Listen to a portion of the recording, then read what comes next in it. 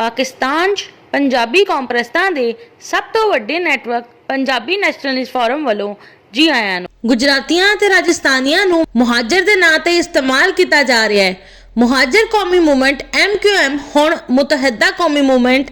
MQM असल च UPCP दे उर्दू बोलण वाले हिंदुस्तानियां दी माफिया है जो गुजरातियां ते राजस्थानियां नूं मुहाजिर करार दे के बेवकूफ बनांदी आ रही ने। पाकिस्तान के क्याम के बाद तो लैके MQM के क्याम तो पहला तक UPCP के उर्दू बोलण वाले खुद नूं हिंदुस्तानी कहलवांदे सी, जबकि गुजरातियां ते राजस्थानियां नूं अपने नाल मिला के मुहाजिर बन जांदे ने।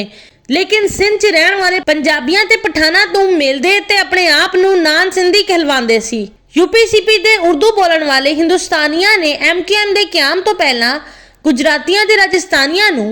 अपने नाल मिला के मुहाजिर बन जान दे बाद सिंध च रहण वाले पंजाबियां ते पठाना नूं अपने नाल मिला के मुहाजिर पंजाबी पठान मुहाज बनाया होया सी। मुहाजिर पंजाबी पठान मुहाज दे प्लेटफॉर्म ते UPCP दे उर्दू बोलण वाले हिंदुस्तानियां ने ना सिर्फ गुजरातियां ते राजस्थानियां नूं अपने सियासी मकासद दे लई इस्तेमाल कीता, बल्कि सिंध च रहण वाले पंजाबियां ते पठाना नूं भी अपने सियासी मकासद लई इस्तेमाल करदे रहे। UPCP दे उर्दू बोलण वाले हिंदुस्तानियां नूं सिंध दी सियासत हुकूमत ते सरकारी नौकरियां च मुस्तहकम करदे रहे, उर्दू जुबान की बालादस्ती कायम करते रहे, जबकि गुजरातियां ते राजस्थानियां के अलावा सिंध च रहण वाले पंजाबियां ते पठाना नूं नान सिंधी करार दे के सिंधियां दे नाल मुहाजराई ते उकसांदे रहे। सिंध च रहण वाले पंजाबियां ते पठाना नूं MQM के क्याम के बाद UPCP दे उर्दू बोलण वाले हिंदुस्तानियां दे चंगुल ते नॉन सिंधियां दी शनाख्त तो निजात मिल गई, लेकिन गुजराती ते राजस्थानी हुण तक मुहाजिर दी शनाख्त दे नां ते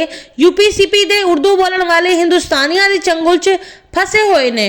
गुजराती ते राजस्थानी हुण तक UPCP दे उर्दू बोलण वाले हिंदुस्तानियां दा सिंध दी सियासत हुकूमत ते सरकारी नौकरियां च इस्तेहकाम कायम रखण, उर्दू जुबान की बालादस्ती कायम रखण ते कराची नूं पाकिस्तान अलग करन या घट तो घट कराची नूं एक अलग सूबा बनाने दे लई इस्तेमाल हो रहे ने। कराची की आबादी 20% UPCP दे उर्दू बोलण वाले हिंदुस्तानियां, 15% पंजाबी बोलण वाले, 15% पश्तो बोलण वाले, 10% सिंधी बोलण वाले, 5% बलोची बोलण वाले, 10% गुजराती बोलण वाले, 10% राजस्थानी बोलण वाले ते 15% दीगर जुबाना बोलण वाले ते मुश्तमिल है।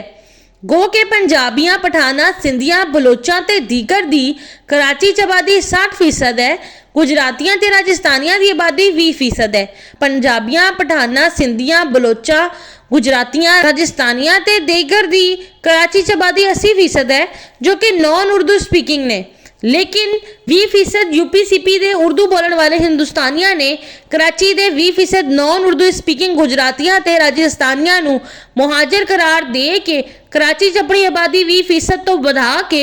40% कर रखी है, जबकि कराची की आबादी 60% पंजाबियां, पठाना, सिंधियां, बलोचां ते दीगर दे मुतहिद ना होने का फायदा चक के कराची ते अपना कंट्रोल कायम किया होया है।